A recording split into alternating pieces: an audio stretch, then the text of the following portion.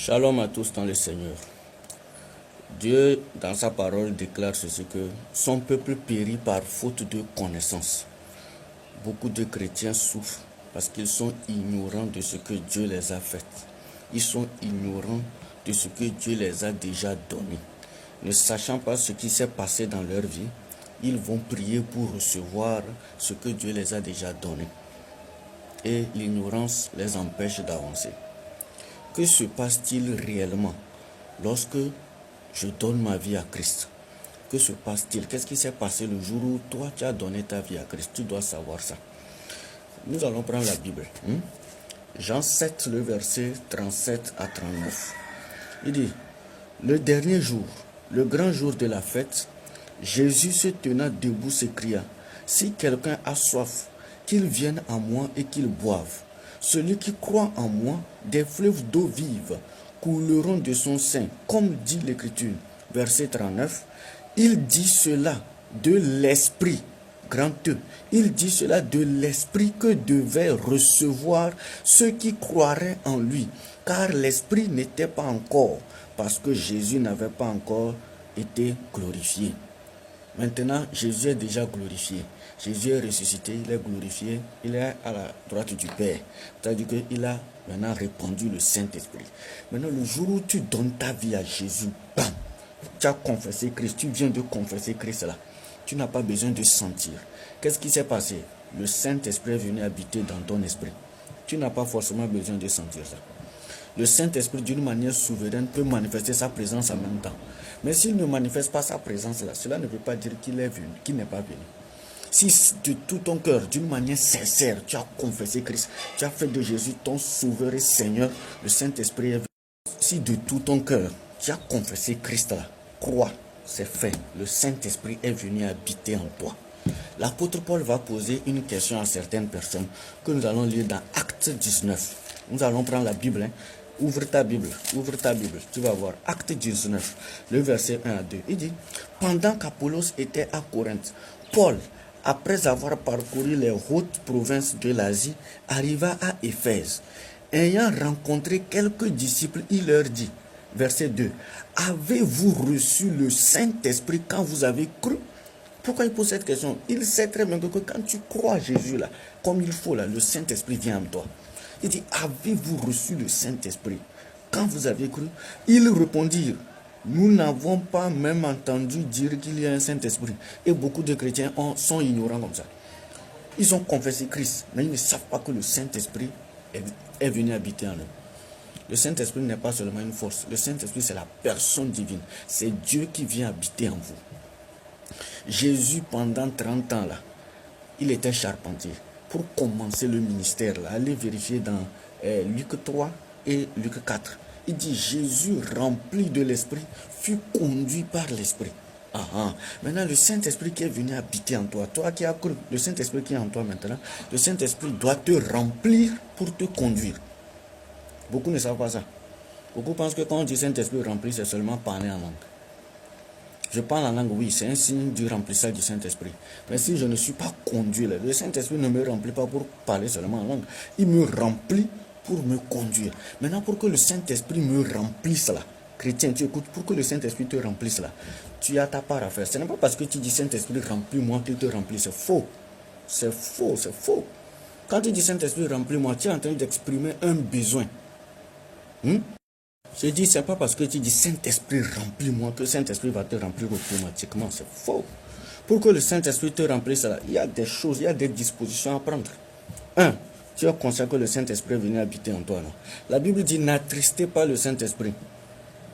Quelqu'un qui attriste le Saint-Esprit dit, Saint-Esprit remplis-moi. Entre nous, comment est-ce qu'il va le remplir? Il ne peut pas le remplir. Marcher selon l'Esprit d'abord. Quand tu décides de marcher selon l'Esprit, tu permets au Saint-Esprit de te remplir sans que tu ne le demandes de te remplir. Parce que quand tu marches selon le Saint-Esprit là, tu permets au Saint-Esprit d'occuper toute la place dans ta vie. Le Saint-Esprit est venu habiter en toi. Autre signe. Maintenant, Romains 5,5, il dit, l'espérance ne trompe point, car l'amour de Dieu est déversé dans votre cœur par le Saint-Esprit qui vous a été donné. Le jour que le Saint a confessé Christ et que le Saint-Esprit est venu habiter en toi, là, Le Saint-Esprit est venu habiter où? Dans quelle partie de ton corps? C'est dans ton esprit. Parce que c'est un esprit. Le Saint-Esprit étant esprit ne vient pas rester dans ton ventre. Il vient rester dans ton esprit. Maintenant qu'il est dans ton esprit est né de nouveau. Maintenant, il va falloir que maintenant ton âme là, que l'âme, maintenant l'âme soit restaurée. Pour la restauration de l'âme, il faut ta volonté. Quelqu'un, son âme n'est pas restaurée, il dit Saint-Esprit, remplis-moi. Le gars là va vite mourir. Saint-Esprit va le remplir comment? Maintenant, ton âme doit être restaurée. Pour la restauration de ton âme là, c'est la parole, l'obéissance au Saint-Esprit. Quand tu prends Galates 5, le verset 16, il dit marchez selon l'Esprit et vous n'accomplirez pas les désirs de la chair. Le fruit de l'Esprit, c'est l'amour, la paix, la joie. Donc l'amour, comment commence la restauration de l'âme? Tu décides de vivre dans l'amour. Chaque jour, tu vis dans l'amour. Et tu lis beaucoup les épîtres. Éphésiens, Colossiens, tout ça là. Et tu sais comment marcher avec le Saint-Esprit. Tu sais ce que le Saint-Esprit veut. En lisant beaucoup les épîtres là, beaucoup les épîtres, tu sauras ce que le Saint-Esprit veut. Et quand tu sais ce que le Saint-Esprit veut, par la foi, tu obéis. La foi, c'est croire et agir. La foi même t'est déjà donnée. Quand tu vérifies Romains 12, 3, la foi est liée au Saint-Esprit. Tu comprends? Le fruit de l'Esprit, c'est la fidélité, c'est la foi ça. Maintenant, tout est déjà en toi.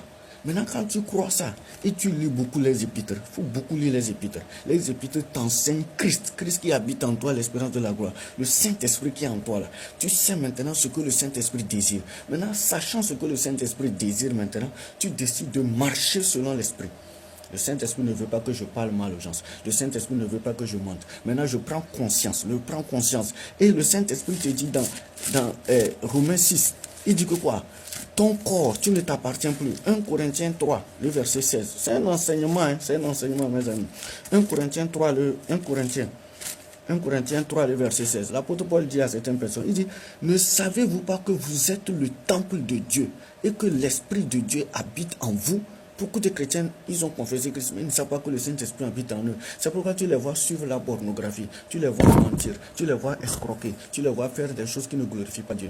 Je suis devenu le temple de Dieu, je suis devenu la maison de Dieu, le Saint-Esprit habite en moi. Et moi, je vais prendre mes yeux pour aller suivre la pornographie, je vais prendre ma bouche pour mentir, je vais aller prendre ma main pour aller toucher à ce qui ne glorifie pas le Seigneur, je vais aller écouter les musiques mondaines, parce que je ne suis pas conscient que je ne m'appartiens plus. Mais du moment où je suis conscient que je suis le temple de Dieu et que l'Esprit de Dieu habite en moi, j'ai le devoir de prendre ma vie au sérieux, de nourrir ce temple-là pour que le Saint-Esprit soit heureux pour agir efficacement. Quelqu'un qui ne met pas en pratique ces paramètres que j'ai dit, honorer la présence du Saint-Esprit, vous pensez que le Saint-Esprit va le remplir? Jamais. Le Saint-Esprit ne va pas le remplir. Éphésiens 2, le verset 22, il dit, en lui Jésus là, du moment où tu as donné ta vie en Christ là, il dit en lui, vous êtes aussi édifiés pour être une habitation de Dieu. Écoutez bien, une habitation de Dieu en esprit. Dans votre esprit là, Dieu est venu habiter dans votre esprit. Maintenant, tes membres là, le bras, les yeux là, toi renouvelle ta mentalité. Crois que ça appartient à Dieu qui habite en toi. Maintenant, quand tu as pris cette décision maintenant, tu sais quelle est la volonté de ce Dieu là qui habite en toi. Marcher selon l'esprit. Et tu vois qu'il t'aide à le faire. La Bible dit c'est lui qui produit en vous le faire et le vouloir. La vie chrétienne là, c'est la base. Toi, si tu ne sais pas que le Saint-Esprit habite en toi, tu ne peux pas avancer avec Dieu. Savoir que le Saint-Esprit, c'est la clé, c'est la base d'une vie chrétienne réussie.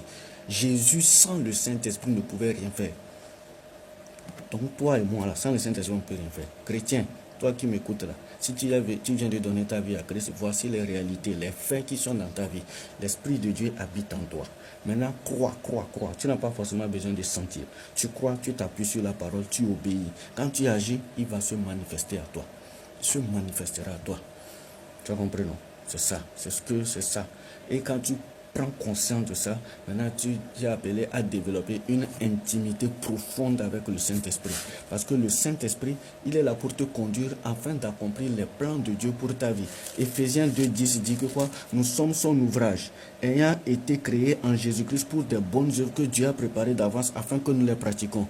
Et Dieu là habite en moi pour m'amener à pratiquer ces choses-là. Je dois développer une intimité avec le Saint-Esprit. Prendre vraiment le Saint-Esprit au sérieux, les amis. Le Saint-Esprit est Dieu qui habite en moi. Il n'y a pas trois dieux, il y a un seul Dieu. mais qui se manifeste dans 3 dimensions, le Père, le Fils et le Saint-Esprit. C'est ça, le Saint-Esprit, c'est la communion. Que le Seigneur vous bénisse.